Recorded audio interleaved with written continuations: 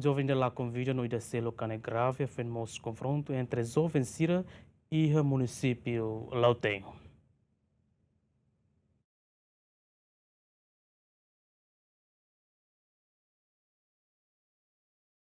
Ia domingo madrugada né, moço confronto entre Joven sira e a festa cormetan ida e a aldeia Poro, suku Mehara, posto administrativo tutuala, município Lautem, resulta Vicêncio de Jesus lá convida no rival Caetano Lopes, kanek grave.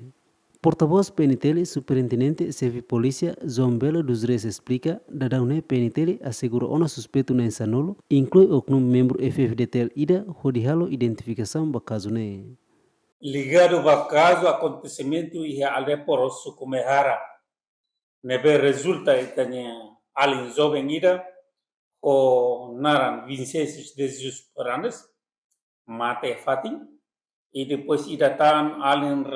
Rivaldo Caetano Lopes no setan kanek atuação né entre grupo ida mais si suku asailan si los palos ba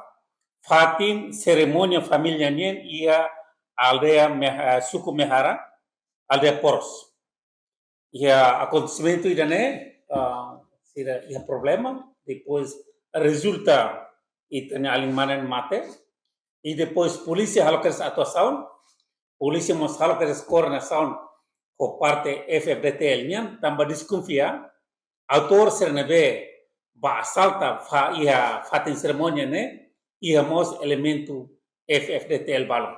não é coordenação nebe makalo e depois ser halokas operação resulta ema insanulu captura ya fatin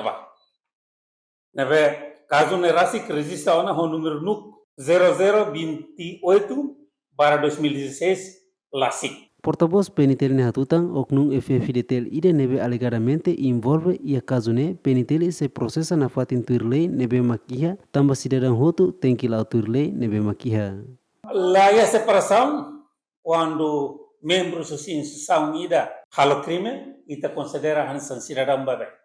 nebe lá halo separação ida nava ita apresenta hansan cidadão ita ne coordenação no parte FDTL na fati